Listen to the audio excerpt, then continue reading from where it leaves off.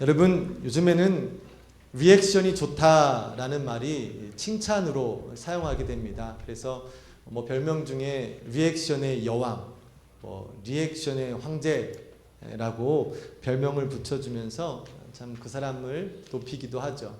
이 리액션이 좋은 사람과 함께하면 그 함께하는 시간이 지루하지가 않고 참 즐겁습니다.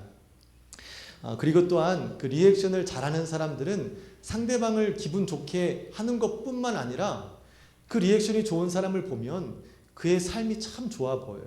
얼굴도 항상 미소가 있고 환하게 기쁘게 살아가는 것을, 그 삶에 활력 있는 것을 우리는 보게 됩니다.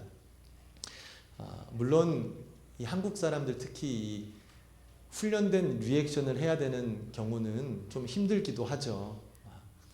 예의상 또 내가 아양을 부려야 하는 존재가 앞에 있을 때 하는 리액션, 그런 일을 하고 나면 집에 오면 지쳐서 그냥 쓰러지게 되는데, 그런 인위적인 리액션이 아니라 자연스럽게 나오는 리액션을 하는 사람들의 삶은 참 보기 좋은 것들을 우리는 알 수 있습니다. 리액션이 좋다라는 말은 상대방의 말에 귀를 기울인다라는 거예요. 리액션이 좋다라는 사람은 상대방의 마음에 관심이 있다라는 거예요. 그래서 그의 말을 들으면, 그의 마음을 깨달으면 거기에 대해서 반응을 하는 사람, 그것이 리액션이 좋다라고 우리가 이야기하는 사람입니다. 그렇게 상대방의 관심을 가지고 살아가는 사람들은 그의 삶조차도 행복한 삶을 살아가는 것을 우리는 볼 수 있게 되죠. 이렇게 리액션은 좋은 사람은 상대방을 기쁘게도 하고 자신 스스로도 기쁜 삶을 살아가는 이러한 원리로 우리가 감사에 대한 것, 감사하며 살아가는 사람들을 보게 되면 이 감사하는 사람들에 대한 요즘에 나오는 연구 결과 조사가 조금 더 쉽게 이해가 됩니다. 이 감사의 긍정적 효과에 대해 초점을 둔 많은 연구가 이미 진행되었고 또 진행되고 있는데요. 감사하는 사람이 감사하지 않으며 살아가는 사람보다 생활에 만족감을 느끼고 행복감을 더 느낀다라는 보고가 있습니다. 돈이 더 많고 평탄한 삶을 사는 사람이라고 얘기하는 것이 아니라 감사를 하며 살아가는 사람이 삶의 만족감과 행복을 느낀다는 것이죠.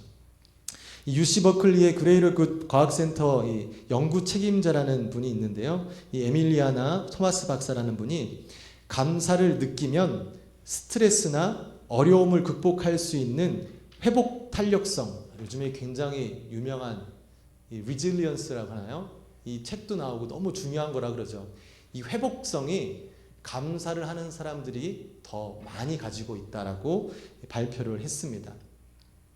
이렇듯 감사하는 삶은 누군가에게 감사를 표현함으로 그 사람의 기분을 좋게 하는 것이기도 하지만, 감사를 표현하는 사람 그 자체에 큰 유익을 주는 아주 좋은 요소인 것을 우리는 알 수 있습니다. 근데 이 감사라는 것이 꼭 상대적인 조건으로 인해서 감사를 하는 것이 아님을 여러분들 다 아시죠? 돈을 많이 가졌다고 해서, 남들보다 평탄한 삶을 사는 사람이라고 해서 그 사람들이 감사를 꼭 반드시 많이 하고 살아가나요?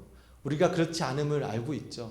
반대로 다른 사람에 비해 별로 가진 것이 없음에도 불구하고 감사하며 살아가는 사람들을 우리가 목격하기도 합니다.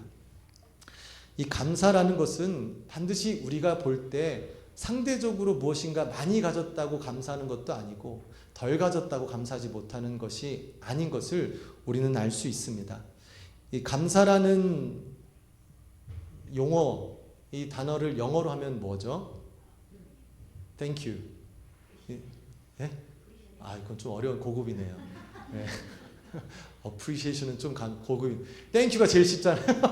Thank you. 이건 한국 발음을 해도 알아듣는 또 영어인데, 이 thank you, thank라는 단어가요, 고대 영어에서는 펜시안이라는 어원에서 뿌리를 찾는 것이라고 합니다. 그래서 이 thank라는 이 어원에서 뿌리를 갖고 나온 것인데요.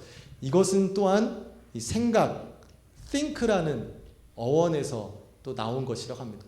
think, 이게 관련이 있던 거였어요. 그러니 생각해보면 thank, 감사하는 것은 think, 생각할 때, 거기를 바라볼 때, 거기에 대해서 관심을 가질 때만이 발견할 수 있는 거예요. 아무리 많이 가지고 있어도 우리가 think를 하지 않는다면 감사함을 발견할 수 없는 것이죠.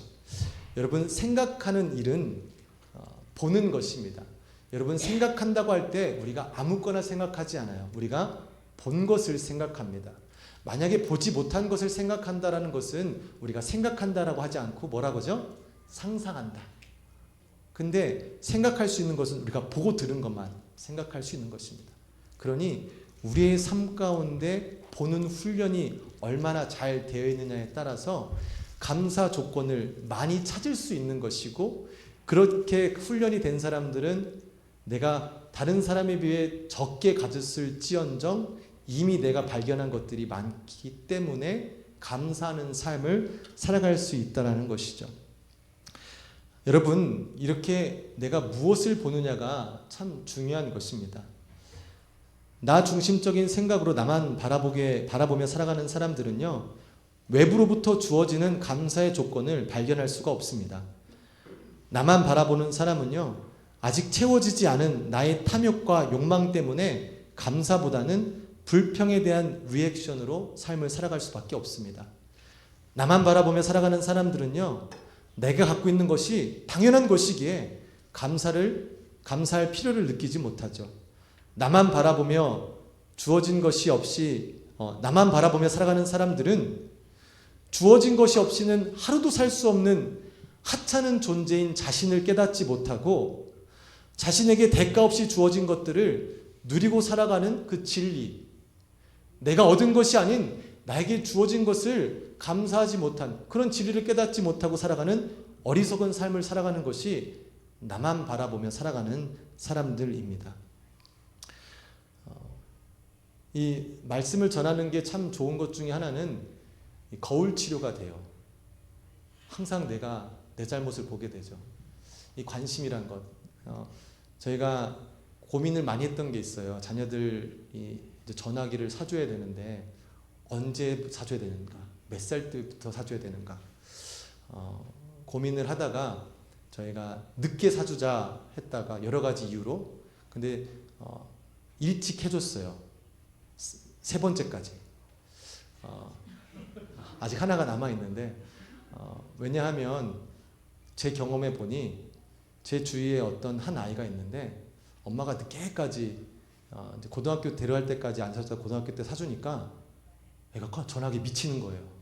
그래서 늦게 사줬다고 이게 좋은 게 아니라 늦게 사준 만큼 더 미쳐갖고 전화기에 푹 빠져 사는 걸 보고, 이게 늦게 사주고 일찍 사주고의 문제가 아니구나. 차라리 말을 들을 수 있을 때 일찍 해줘서 훈련을 시키는 게 좋겠구나 라고 해서 우리 부부가 서로 결정해서 그 일을 하고 있습니다.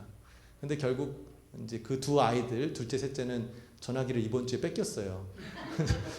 우리의 훈련에 동참하지 않았기 때문에. 근데 어떤 것을 설명을 해드리려고 한다면, 이 관심이라는 것을 생각할 때 아이들이 전화기를 갖고 있으니까 해야 될 일들을 못 하더라고요. 그리고 부모가 얘기를 해도 못 들어요. 이걸 하고 있으니까.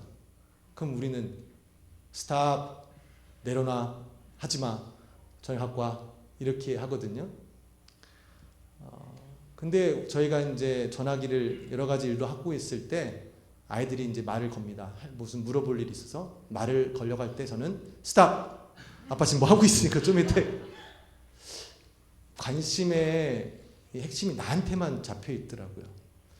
상대방이 뭘 하는지에 관심 없이 내 중심적으로 하니까 내가 무엇인가 할 때 나한테 관심을 갖고 있지 않으면 잘못된 것이고, 내가 지금 무엇을 하고 있는데 자꾸 누가 방해하면 그것이 싫고 내 것에 지금 집중하는 나의 모습. 참 내 중심적으로 살아가는구나. 우리는 그렇게 관심을 나에게만 주고 사는 습성이 있는 거예요. 그러다 보니 주위에 감사한 것들을 볼 수 있는, 생각할 수 있는 시간들이 참 없어지는 것들을 우리가 깨닫게 됩니다. 오늘 우리가 함께 읽은 이 시편 66편의 말씀은요, 누가 기록했는지 정확히는 시편을 통해서 알 수는 없지만 이스라엘 중에 이스라엘 왕 중에 한 사람이 썼을 것이다라고 이야기를 합니다. 왜냐하면 내용상 이스라엘의 모든 백성에 대한 구원을 찬양하며 동시에 개인적인 찬양을 기록하였기 때문에 이스라엘의 대표적인 사람, 즉 왕이 썼을 것이다 라고 저희가 생각하고 있고요. 또 이 시편의 배경은 전쟁의 배경으로 쓰여진 것이다 라고 우리가 알고 있습니다. 그래서 특별히 이 시간은 주변국, 특별히 아수르라는 강국이 이스라엘을 공격하였을 때 그 어려움에서 그 적들을 이겨내고 그 어려움을 이겨냈을 때 기록한 시겠구나라고 이 학자들이 밝혀낸 것이 지금 거기까지가 우리가 알 수 있는 것입니다. 오늘의 시편은 그런데 이 전쟁 가운데 배경으로 기록되었다고 했는데요. 시편의 1절 2절 말씀을 보면 굉장히 그 전쟁의 배경과는 다른 느낌의 말씀들이 기록되어 있습니다. 1절에 온 땅이여 하나님께 즐거운 소리를 낼지어다. 2절에 그의 이름의 영광을 찬양하고 영화롭게 찬송할지어다 라고 합니다. 어찌 보면 좀 힘들고 어려운 상황이었을 텐데, 아니면 전쟁에 힘들게 이겨서 지금 좀 심을 갖던가 여러 가지 다른 일들로 기록될 거라 생각을 했지만, 이 어려움을 극복한 사람들이 아주 즐거운 소리로 찬양한다라고 기록하고 있는데요. 이 글들의 관점을 보면요, 우리의 관점과는 전혀 다른 것들을 깨닫게 됩니다. 여러분, 우리가 생각하는 역사의 관점을 생각하면요, 우리는 역사를 생각할 때 무엇을 중요시 여기죠? 누가, 언제, 어떻게. 그래서 어떤 인물이 어느 시기에 어떠한 방법으로 그것을 했느냐가 중요한 것이고, 그 일을 한 사람에 대해서 우리가 그 업적을 기리고 그 일들에 대해서 우리가 참 감명을 받게 됩니다. 그렇게 생각한다면 이 이스라엘의 이 상황 가운데 기록되어야 될 역사는 이 시편을 기록한 그 왕, 그 나라를 어려움에서 구출했던 그 사람의 왕에 대한 업적을 적든지, 그 사람이 어떠한 계략으로 해서 그 어려움을 이겨낸 그 계략에 대한 내용을 적든지, 여러 가지 우리가 관심을 가지고 있는 내용들에 대해서 기록되어야 되는데, 그런 내용이 하나도 기록되어 있지 않죠? 어떤 게 기록되어 있죠? 하나님을 찬양하는 내용들이 기록되어 있습니다. 그 사람들이 이 시편의 기자가 그렇게 기록한 이유가 5절에서 우리가 오늘 함께 암송한 9절에서 찾을 수 있는데요. 다시 한번 암송해 볼까요? 와서 하나님께서 행하신 것을 보라. 사람의 아들들에게 행하심이 어미하시도다. 아멘. 뭐라 그랬죠? 와서 보라. 보자. 이게 어떻게 이런 일이 일어나서 우리가 이 어려움에서 극복되었는지, 그 강력한 적들로부터 우리가 우리나라를 어떻게 지켰는지 한번 곰곰이 생각해 보자. 와서 보자. 이걸 생각해 봤더니 그 누구의 노력도, 그 누구의 실력도, 그 누구의 계략도 아닌 바로 하나님께서 도와주셔서 이 일이 일어났구나. 그 하나님이 행하신 일을 우리 찬양하자, 감사하자 라고 시편의 기자가 이야기하고 있습니다. 시편의 기자는 현재 상황에서 얻은 승리가 자신들의 노력이 아닌 하나님의 도우심임을 깨닫고, 이어서 그가 이스라엘 백성들에게 한 이야기가 있습니다. 그것이 6절 말씀인데요. 6절 말씀 함께 읽어보겠습니다. 6절 말씀입니다. 하나님이 바다를 변하여 육지가 되게 하셨으므로 우리가 걸어서 강을 건너고 우리가 거기서 주로 말미암아 기뻐하였도다. 아멘.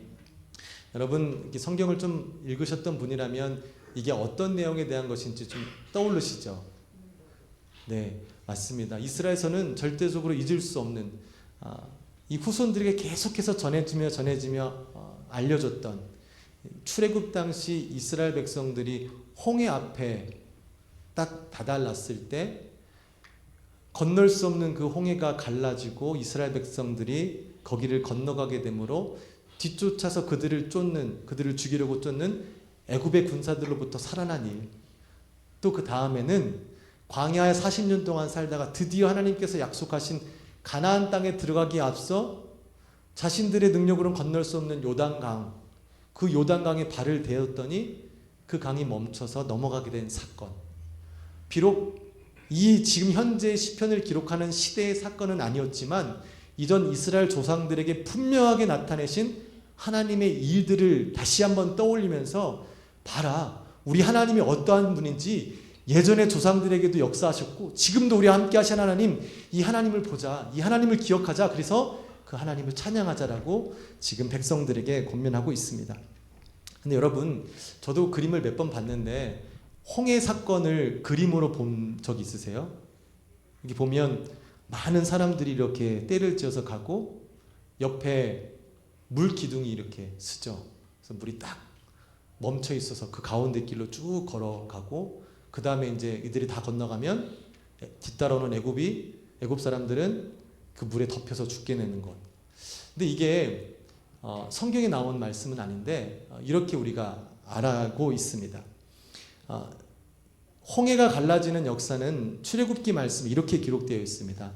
출애굽기 14장 21절에 모세가 바다 위로 손을 내밀매 여호와께서 큰 동풍이 밤새도록 바닷물을 물러가게 하시니 물이 갈라져 바다가 마른 땅이 된지라.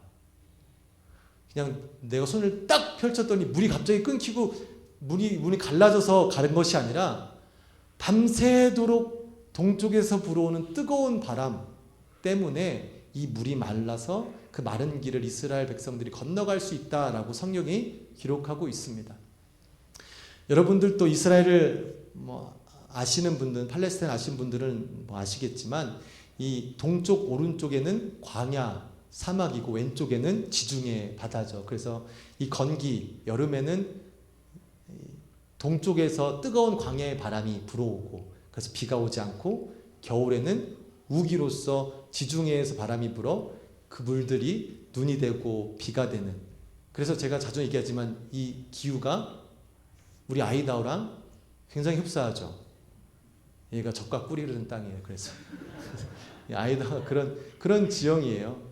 그래서 여름 가운데 동풍이 부는 것, 이 동풍이 또 어떤 것이냐면 여러분들이 요나 말씀 가운데 한번 본 건데, 요나가 하나님께 삐져서 니느웨에게 선포했는데 돌아서지 않았으면 좋겠다는 마음으로 선포를 했는데 그들이 갑자기 한 번 던진 말로 하나님께 돌아서는 일들을 보고 요나가 하나님께 삐지죠. 어떻게 저렇게 악한 사람들이 하나님의 말씀을 듣고 돌아옵니까?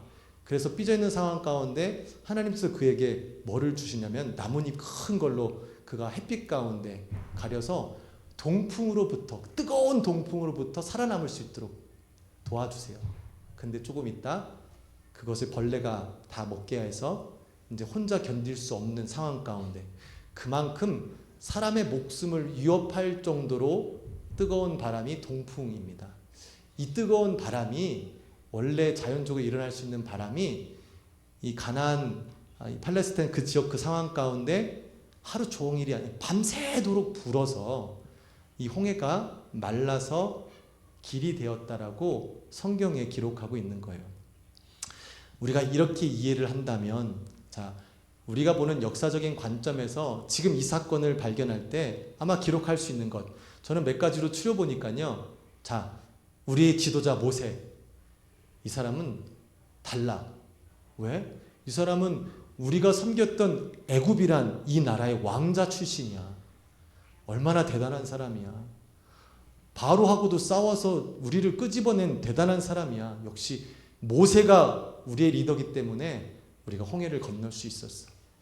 아니면 봐라, 지금 이 시기는 동쪽에서 뜨거운 바람이 불어오는 시기야. 때마침 우리가 이때 여기 와서 시간이 진짜 기가 막히게 잘 들어맞아서 우리가 이 홍해를 건널 수 있었어. 어떤 사람들은 지식이 좀 부족한 사람들이 있었다면, 야, 운 억수로 좋다.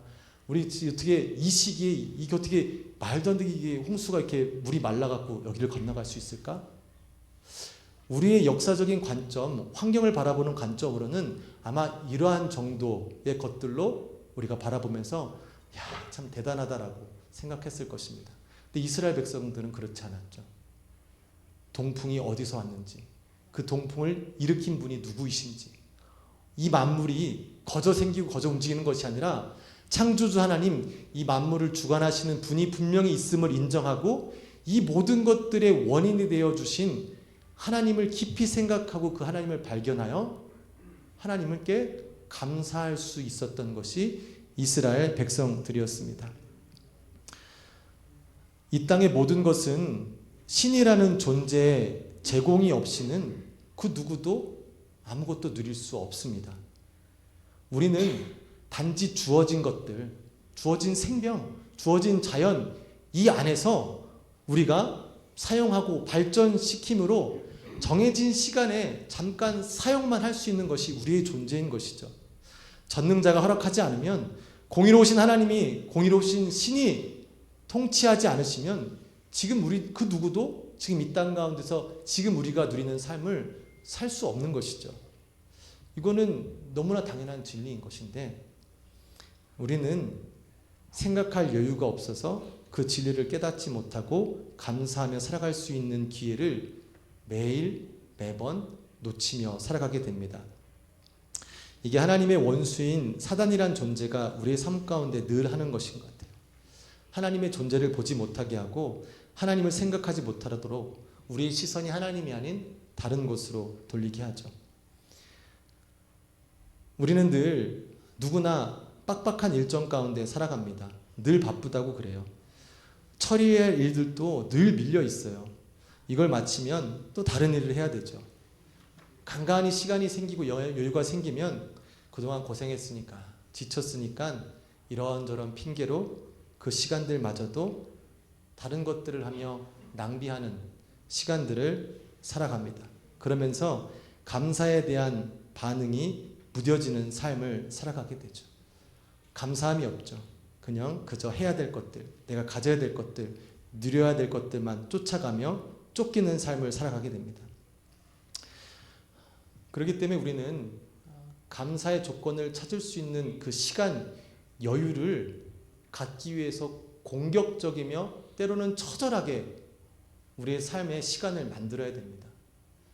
그렇지 않으면 하나님을 생각할 수 있는 시간이 없어요. 진리를 온전히 깨달을 수 있는 시간이 없어요. 그렇지 않습니까? 너무 바쁘잖아요. 저도 늘 우리 가운데 제일 어려운 게 전학이라고 자주 얘기를 하잖아요.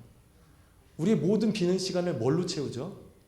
다는 아니겠지만 전화기로 채우지 않습니까? 우리가 생각할 시간이 없는 거예요.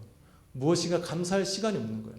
틈만 나면 전화기, 아니면 틈만 나면 다른 무엇, 계속해서 해야 될 것들이 내 머릿속에서 떠나질 않으니 하나님이 허락하시고 주어진 것들은 생각할 수 없게 되는 것이 우리의 삶이 됩니다. 그러면서 우리의 영은 점점 지치고 죽으며 하나님께 감사하는 이 리액션을 더 이상 하지 못하는 삶을 살아갑니다.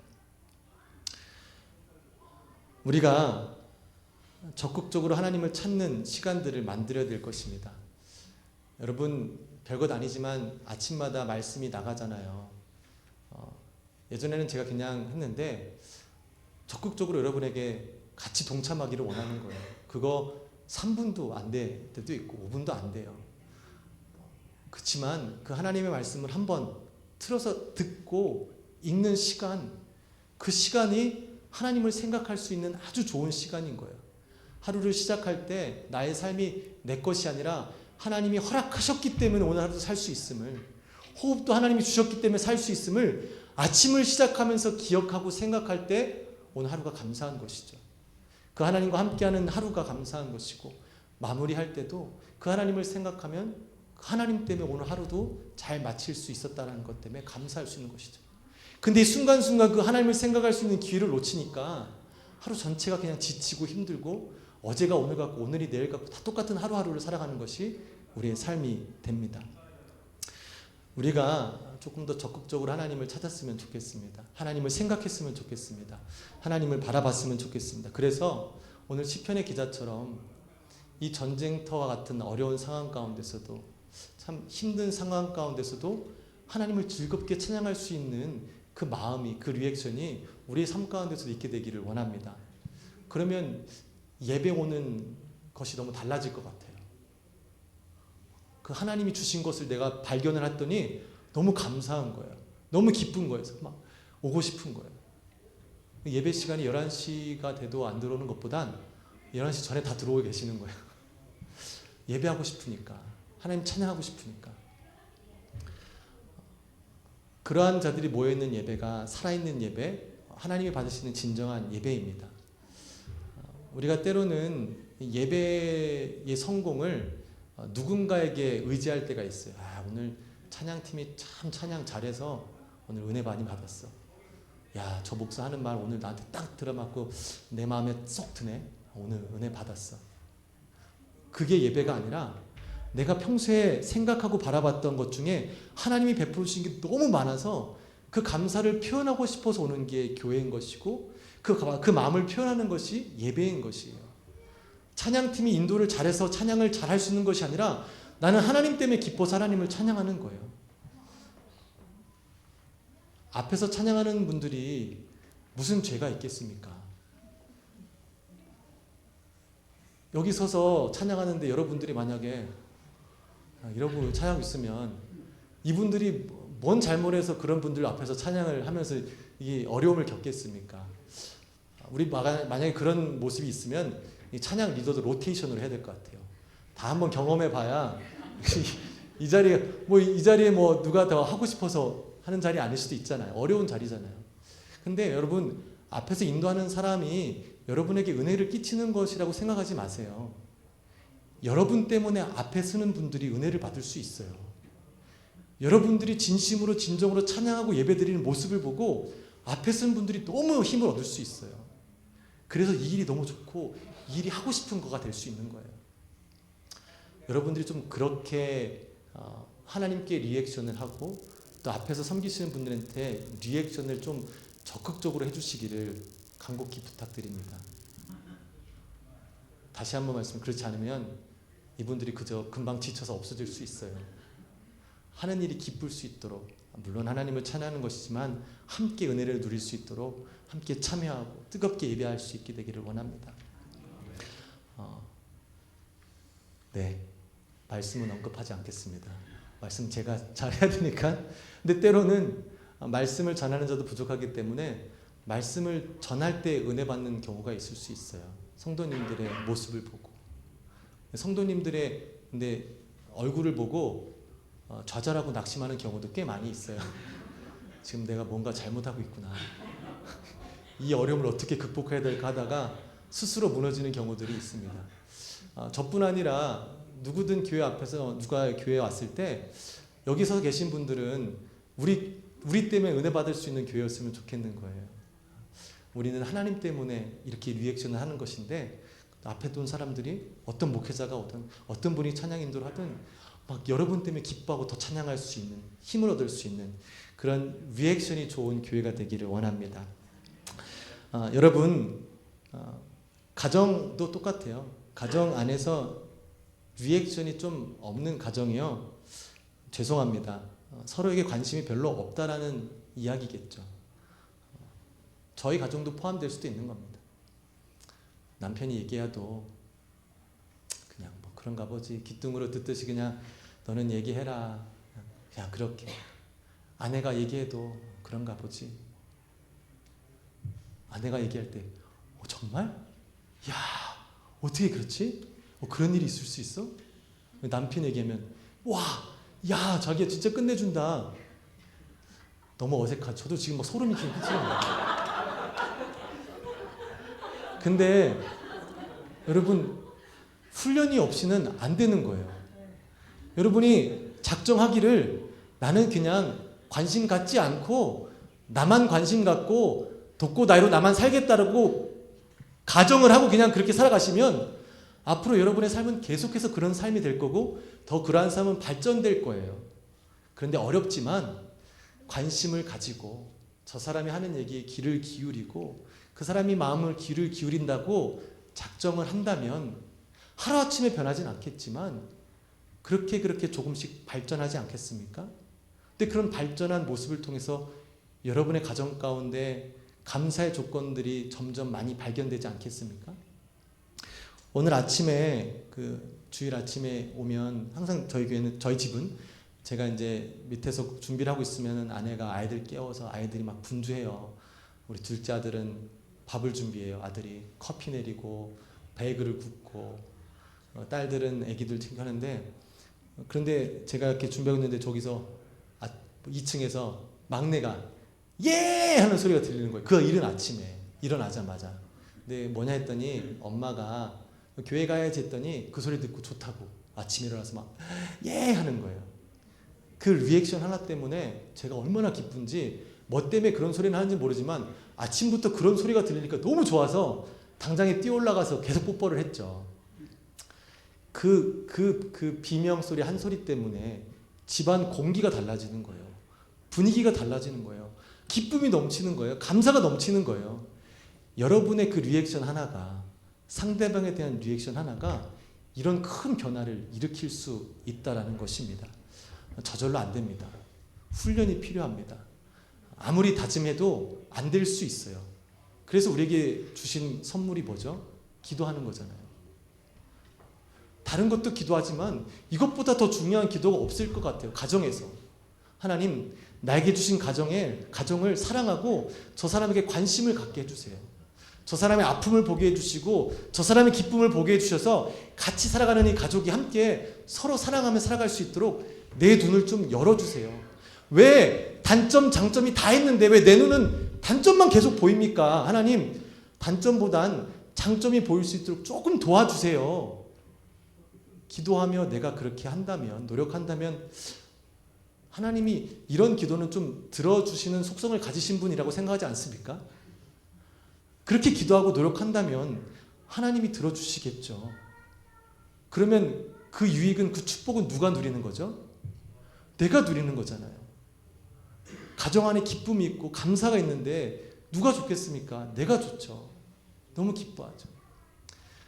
이 리액션을 좀 회복하게 되시기를 바랍니다. 제가 요즘에 참 많이 듣는 게 참 사람이 개보다 못하다는 얘기를 들어요. 이유가 딱 하나인 것 같아요. 개는 리액션이 좋으니까. 사람은 리액션이 온두만도 안 하는데 개는 막 들어가면 막 너무 좋아하잖아요. 막 반겨주고 하니까 난 얘가 좋은 거예요. 얘만 좋은 거예요. 그래서 개만도 못하라는 얘기가 있겠구나라는 생각을 그렇게 해보게 돼요. 우리가 개만도 못하면 되겠습니까? 개보다 더 나은 사람들인데 서로를 반기고 기뻐하고 사랑하고 그러라고 우리한테 가정을 묶어주신 거잖아요. 그런 가정을 꿈꾸고 방향을 잡고 우리가 기도하면서 나아가면 하나님이 분명히 도와주실 것입니다. 그리고 그것을 통해서 얻게 되는 축복은 다 우리가 누리는 거예요. 내가 누리는 거예요. 하나님이 그거 뭐 얼마나 기뻐하시겠습니까? 우리 좋으라고 그렇게 해주시는 것입니다.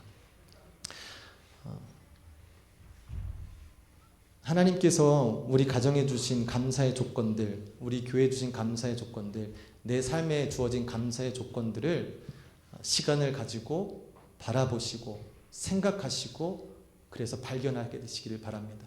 그래서 발견할 때는 우리는 자연스럽게 그 감사의 조건들의 리액션이 일어나서 우리의 삶에는 기쁨이, 즐거움이 넘치게 될 줄 믿습니다. 반응은, 리액션은 죽은 사람에게는 나타나지 않습니다.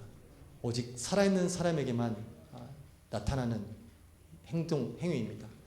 우리가 혹시라도 영적으로 죽어 있어서, 영적으로 지쳐 있어서 하나님에 대해 반응을 하지 못한다면 마른 뼈도 살리시는 그 하나님을 기억하고 신뢰하며 내 영혼을 소생시켜 달라고 기도하시기를 바랍니다.